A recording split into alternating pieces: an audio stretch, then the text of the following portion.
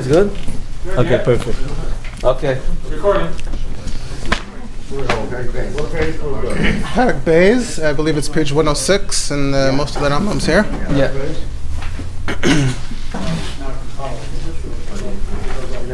Once again, thank you for the opportunity to learn Rambam together.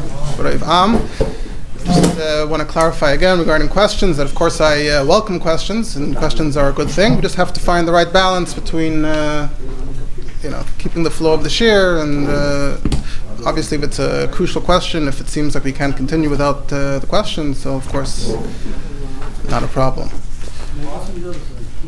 Of course, we're also recording the shares, and we're always doing tomorrows. So if anyone wants tomorrow, there's always there's a WhatsApp group where they share the recordings, and looks like we have video as well. Okay. Rambam for Thursday, Beis of Tafshin Pei, the second Perek of Yesodei HaTorah. So yesterday we learned the Perek that discussed the first three mitzvahs, Anochi L'Yelecha and Hashem Elokeinu Hashem Echad. And along the way, the Rambam took the opportunity to explain his whole approach to how we understand Hashem and how we understand Hashem's oneness, and how Hashem doesn't have a body, and the things that happen to a body don't happen to Hashem. And in this Perek, we're going to continue to the following two mitzvahs: Ava and Yira, loving Hashem and fearing Hashem. This time the Rambam is going to start off right away with the mitzvahs, and that will be sort of an introduction for him to launch into explaining other important yesodis regarding Hashem, because according to the Rambam, this is the yesod of Av and Yira. Love Hashem and fear Hashem, we need to understand these additional ideas, so that will lead into that. Most of the Perek is going to deal mainly with malachim, things like that. At the end, we're going to talk a little bit about how Hashem's idea works, how Hashem's knowledge works, and all the way at the end, the Rambam is going to sum up and say this is what he calls Meiser Merkava. Let's start inside. Perek Sheni, Aleph, Ha'el, Hanichbad V'Neira Azeh, this God who's so great, so honorable. So this is based on what we learned yesterday. You see how great God is. So mitzvah la'ava l'yira himenu. So there's an additional mitzvah to fear Him and to love Him and to fear Him. Shenemar, it says in Devarim, v'ahavta eis Hashem alikecha, and Shema, you have to love Hashem. V'nemar, regarding fear, it says es Hashem alikecha tira.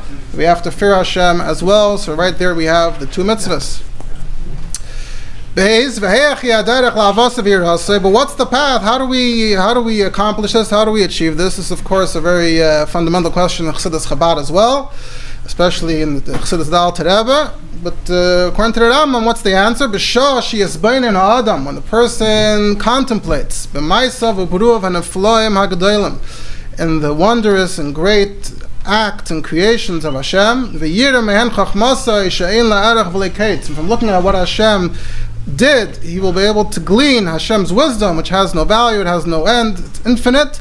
So when he contemplates all of that, miyad hu oyev u'mishabeach u'mafar, he loves and he praises and he glorifies him, mis'ava tava gedela, and he has a tremendous desire, leida Hashem hagadol, to know Hashem. Again, we have this leida, this idea to know Hashem. K'meish Amar David, it says in Tehillim, tzama nafshi le'lekim lekel choy.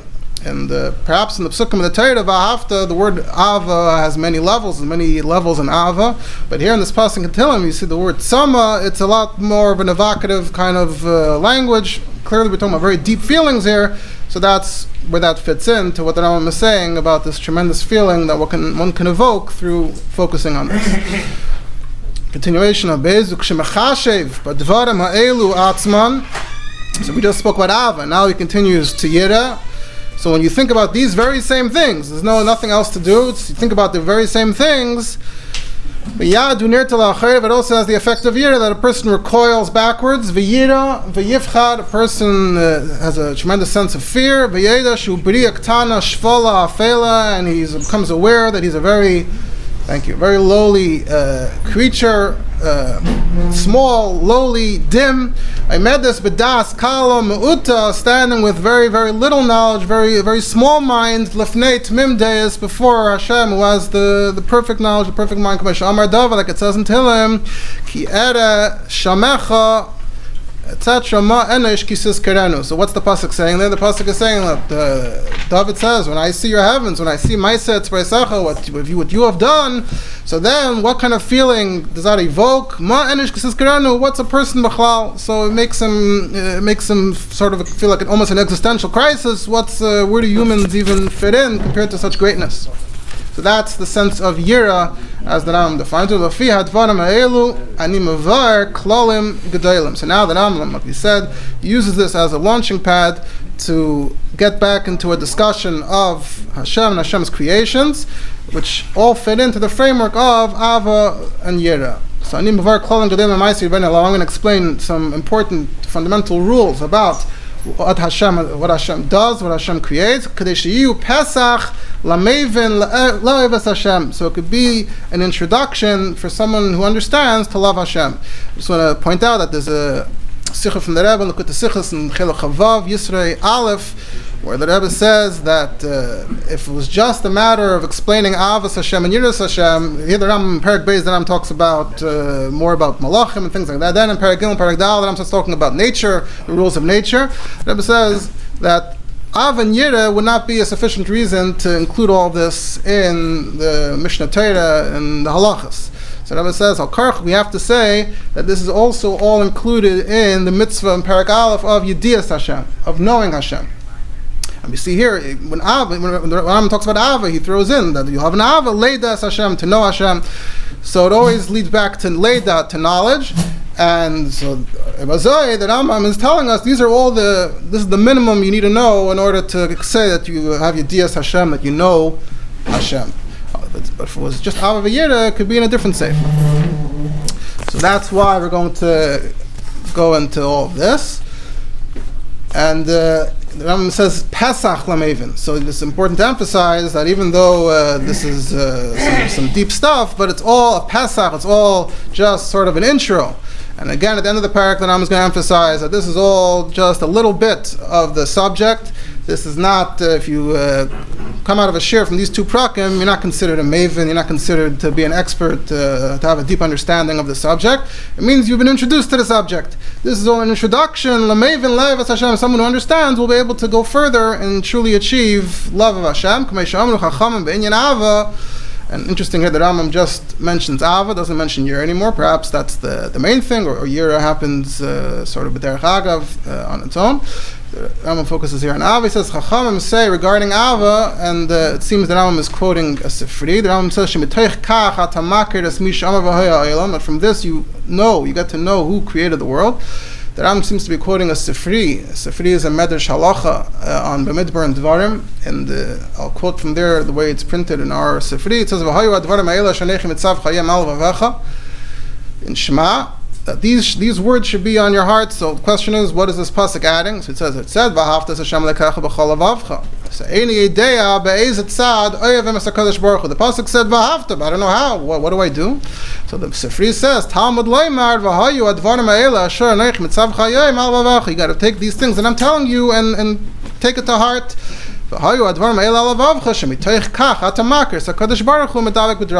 this, you'll get to know Hashem and cleave to His ways. And that seems to be what the Rambam is quoting here with a slight shinui. Now, of course, everything we're going to discuss here, Chassidus has plenty to say. And we can say that generally, there's a lot of parallels in the idea that through his beinus, through contemplating the greatness of Hashem, Ma'asim Merkava, it leads to Ava and Yira, and it's a passionate Ava. But there are also some differences. First of all, the way that Rambam explains Hashem, the way certain things the way that Rambam explains them might be a little different than the way it's explained in Kabbalah and Chassidus.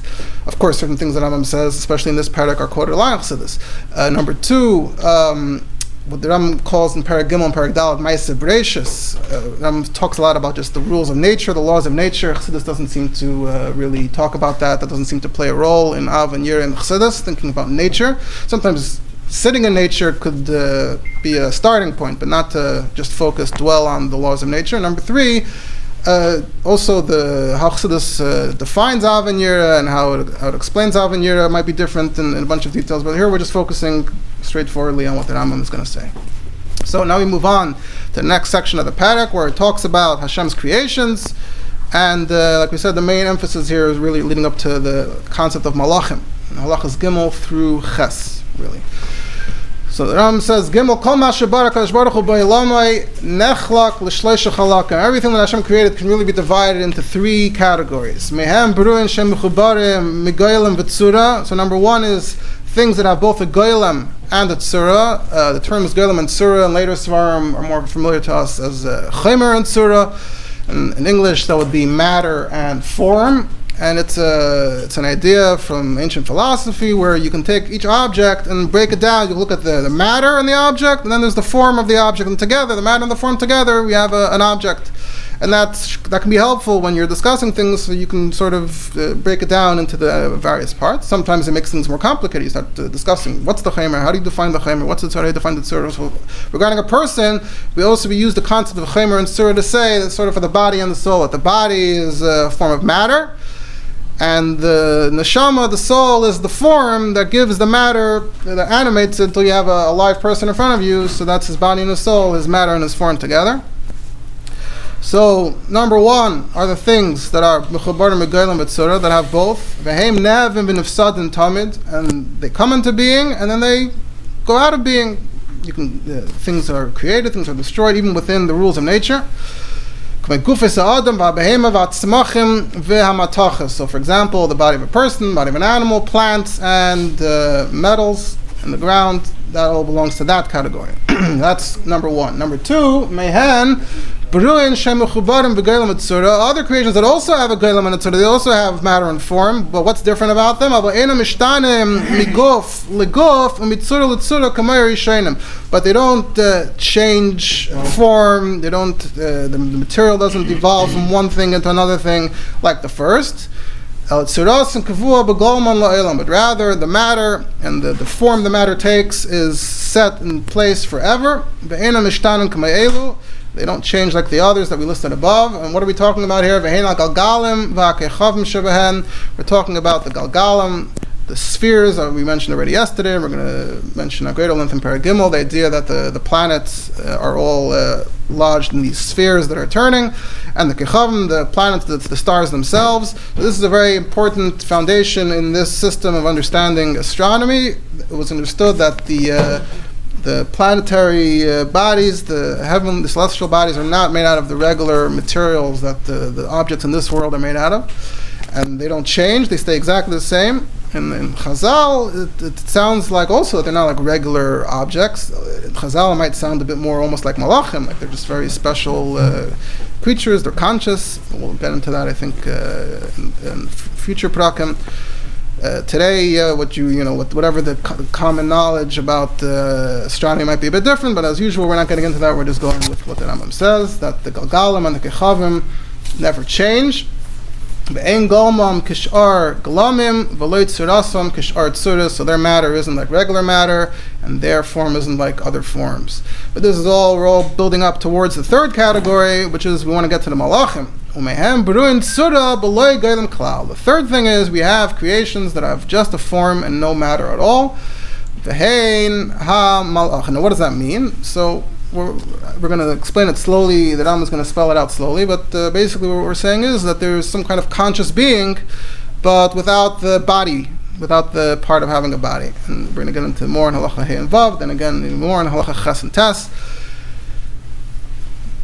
Shamalachim einan gufu gvia. According to the Rambam, the malachim do not have any form of body. They're just forms. They're just tzuras, and they're distinct from one another just in the fact that they are tzuras. Now, yesterday, when we spoke about Hashem and Hashem not having a body, so the Rambam seemed to say that without a body, things can't happen to you. Without things happening to you, then there's no distinction, so it's all one. Now we're saying that you have tzuras without bodies, so really the Rambam is going to ask on what we're saying here regarding malachim in halacha hey. So we'll see that soon. But that's what he's saying, that there's a tzur without a guf, and they're distinct from one another. So what is this that the Nevi'im are saying? The prophets say that they did see angels that were fiery, that had wings. So it sounds like there is some kind of body. So the answer is it's all, again, just like we said yesterday regarding certain parts of Hashem, that it's all just a prophetic vision. So the same thing is for the appearance of the Malachim. It's all just a metaphor. And it's not something you would actually see in real life. It's just a special prophetic experience in which things may appear a certain way to make a certain point. Leimar, in fact, the Rambam says, Leimar she'enei guf. The reason why they appear as fire is actually the opposite. The reason why they appear as fire is to tell you that they aren't bali guf. They don't have bodies. The fire tells you that. When you see that it's fire, so then you know, oh, there's no body. Ve'enei kavi kegufas hakvedim. And there's no heaviness, there's no weight. A real body would have weight to it.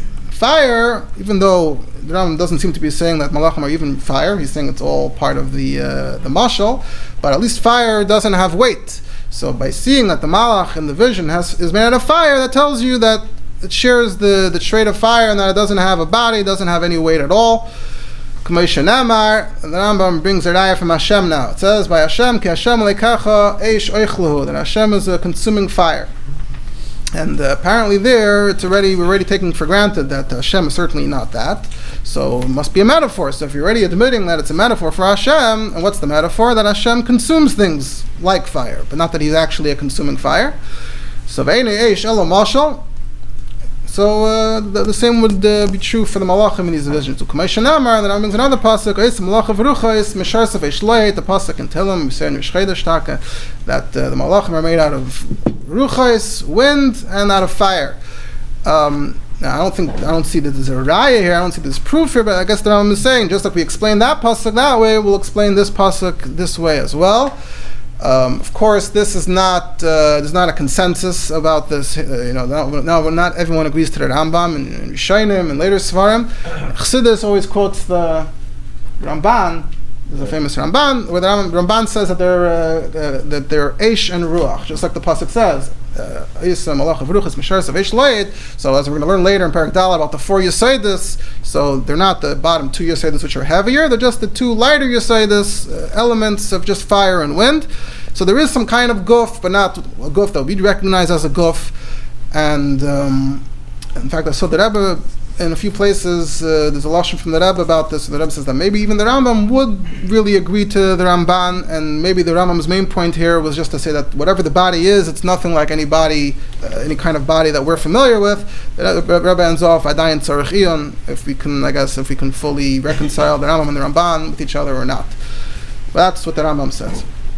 Halacha hey, yupardu atzura zumizu. So that's the question we mentioned already before. If we're saying there are no bodies, so then nothing can happen to the bodies. So then what makes them distinct from one another? How are they separate?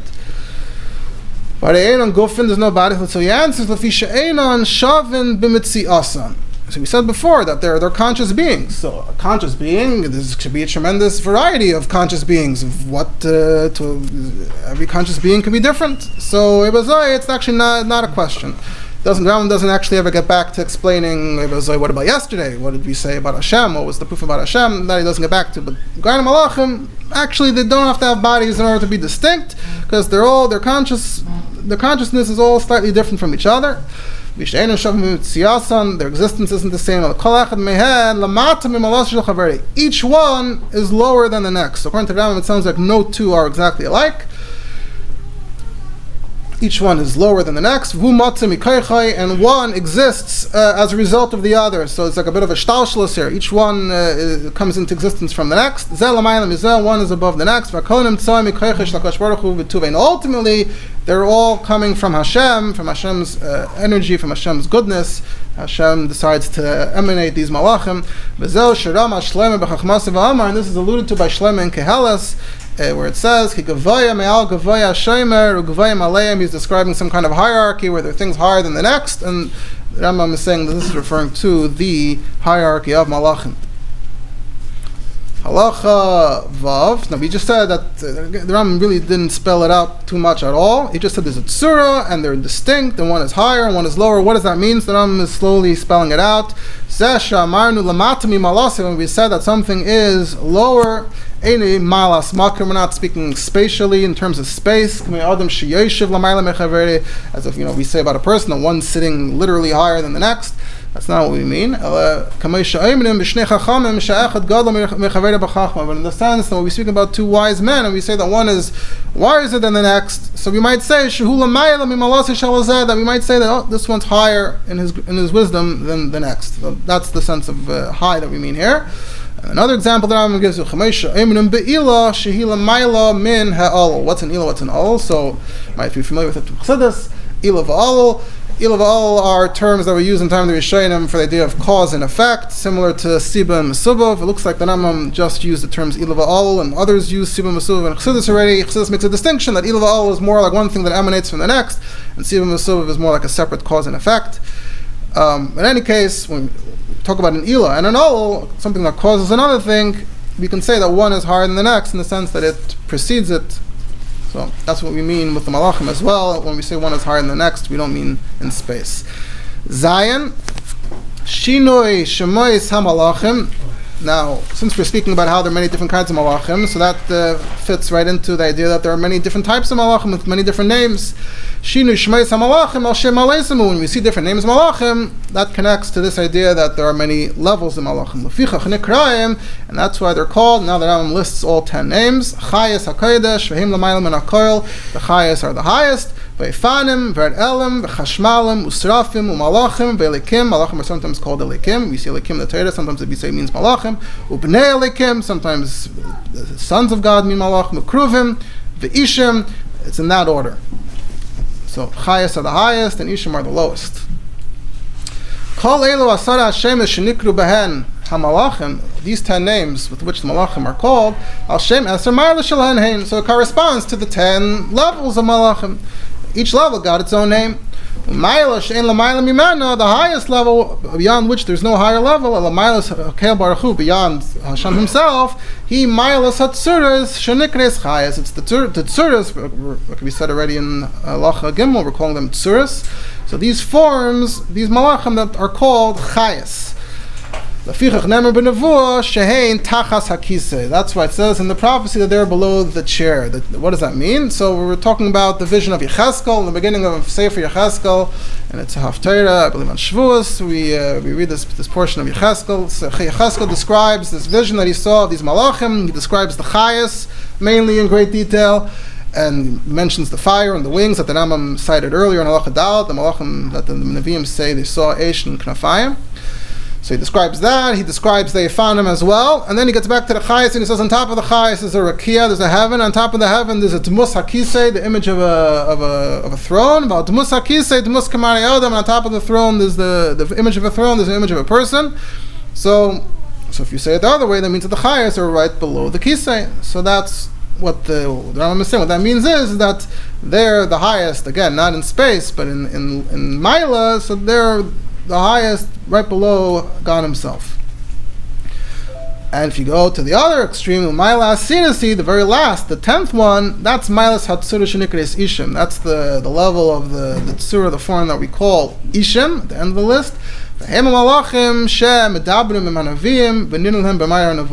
malachim that can actually interact with the Nevi'im. The Nevi'im are the highest level of man. They interact with the lowest angels. And those are the angels that appear to them in their nevuah. And that's actually why, that's how they got the name Ishim, because they share something in common with humanity. Their mind, their knowledge has something in common with man's knowledge, so that's why those malachim got that name. Ches. And all these tzuras, all these forms, they are all alive in a certain sense, and they're conscious and they recognize the Creator. Really, what we said before, the Rambam is spelling it out now fully and clearly. And the level of knowledge they have of God is in a very, very high level. Each one according to its level. But all of that is like a fi gadloi. But none of that is actually according to the true greatness of Hashem. No one can actually be masig that, grasp that. Just like we grasp Hashem according to within our limitations, so the same is true even for the highest malachim. And now this is going to be the segue to the next point. As we conclude Chas, even the highest one can't grasp the truth of Hashem the way He is, but rather it stops short. But it does understand more than the next level. The same is true for every level, all the way down to the 10th.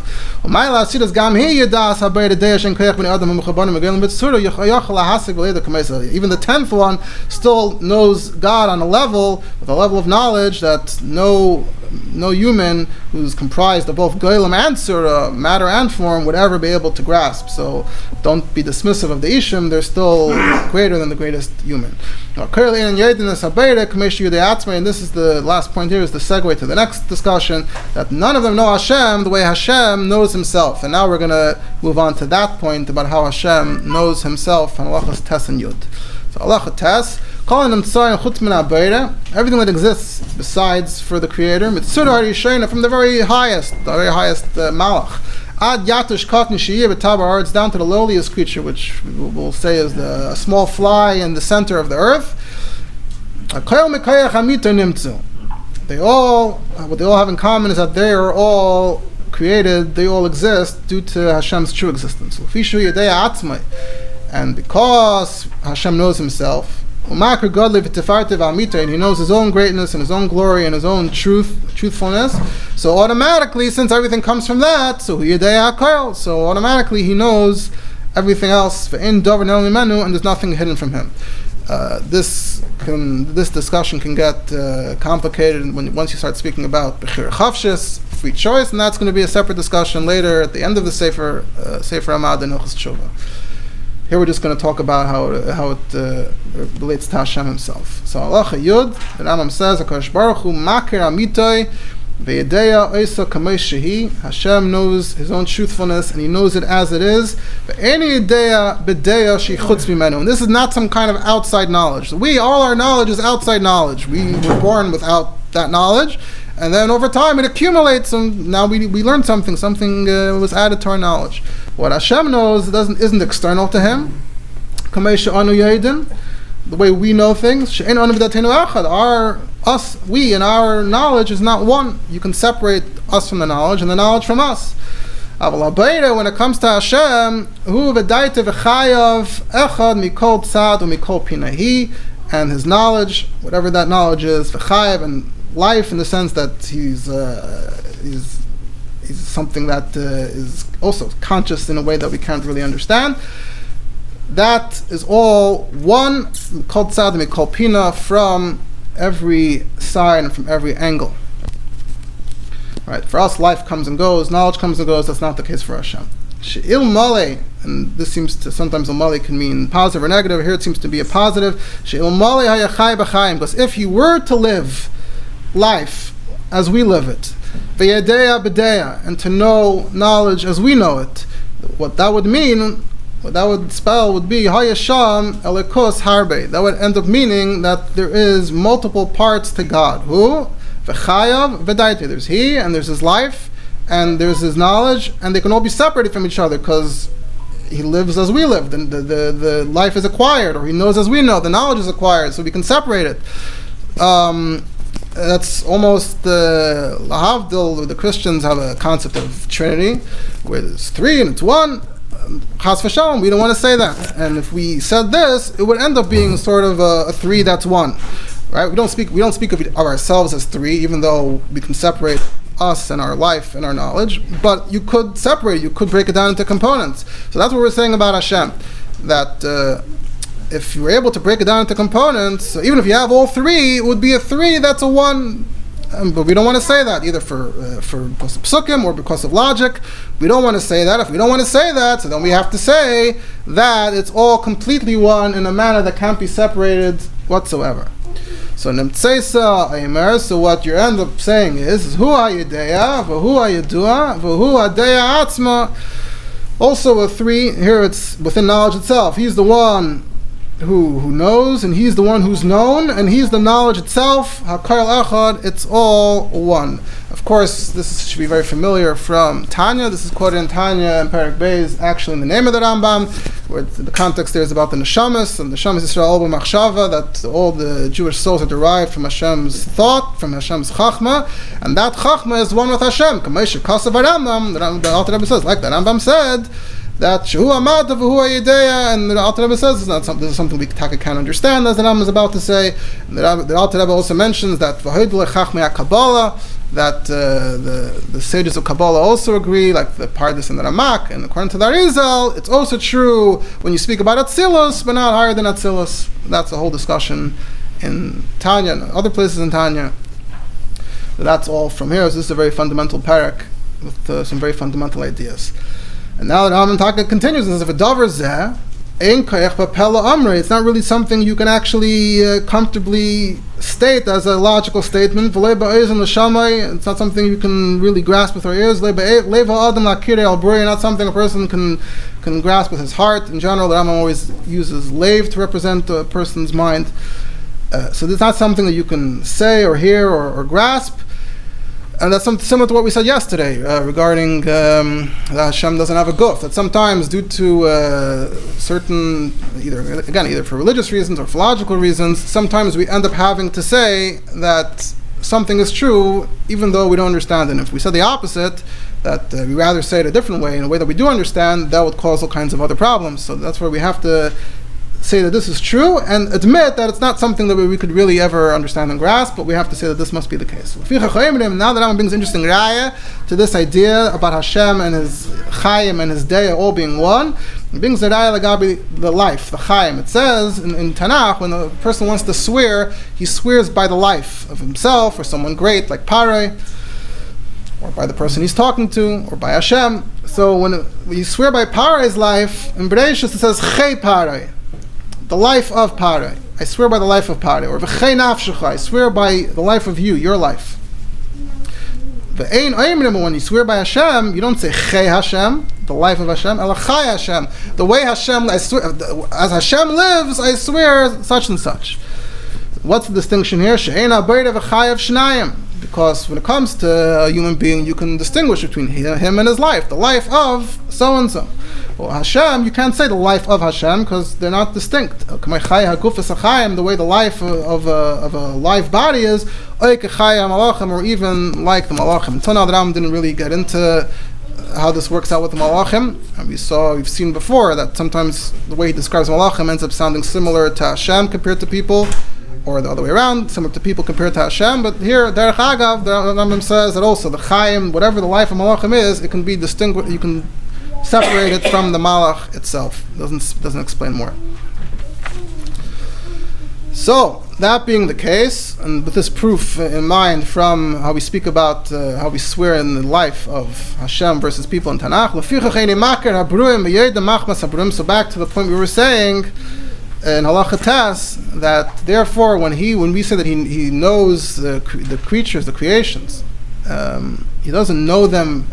He doesn't know them as an outside thing, as an external thing, the way I know you because you exist and you come into my orbit. No, not because of them, which is the way we know things. He knows them by knowing himself. So by knowing himself, so he automatically knows everything. Because everything in its existence is basically coming out of Hashem's existence. So that is the conclusion really of that discussion. Now that Rambam just ends off, the topics we discussed in these first two parakim, it's really just a drop out of the sea of what we can really discuss. And explaining all these ideas, that's Ma'aser Merkava. So again, the Rambam is being careful to say that what we learn might not constitute Ma'aser Merkava per se. We sort of learn the topics that are in Ma'aser Merkava. If you learn the explanation, that would be Ma'aser Merkava. Rambam quotes the Chacham. The Chacham said you shouldn't teach this except to one person at a time. This is from Gemara Mishnah and Gemara Chagiga. The Mishnah talks about how you can't teach this to that, different things to different people, one or two or three. And that one person also can't just be any one person. He has to be an intelligent person, somebody who can understand it on his own. Meaning in the beginning, I guess, once you establish he's such a person, then even then we only explain the basics, the major points. We explain just a tiny bit. He on his own is able to figure out the rest. It's interesting, it's not clear if what the Rambam just said, that we just learned also just a little bit, and if you understand more, that's Ma'aser Merkava. It's not clear if that's the same Rashi Prakim that the Rambam says the Chacham said to only teach the Chacham, not anyone. Dvarim Elu, and these things, Dvarim Mukim Hei Ad Moed, so now he's saying it in the negative sense. It's only for the wise, and it's not. V'ein kol das v'das. It's very deep, and not anyone can understand them. He says this. I did these two words. We're not going to quote the Chazal. He's quoting a Gemara Chagiga in this context. Gemara says the things that are kvasim, kivshaina, things that are secret, the secrets of the world, they should be for you, for you, don't just speak about them in public. Ram brings another pasuk, this is not in that Gemara, but he's showing it too, it's elsewhere in Gemara in a similar way, it should be just for you, not for strangers. This is also from Gemara Chagiga, that milk and honey is under your tongue. The early sages in Gemara Chagiga say, things that are special, like milk and honey, should stay under your tongue. It's not just to be broadcast. And Perek will continue with Teva. Yeah.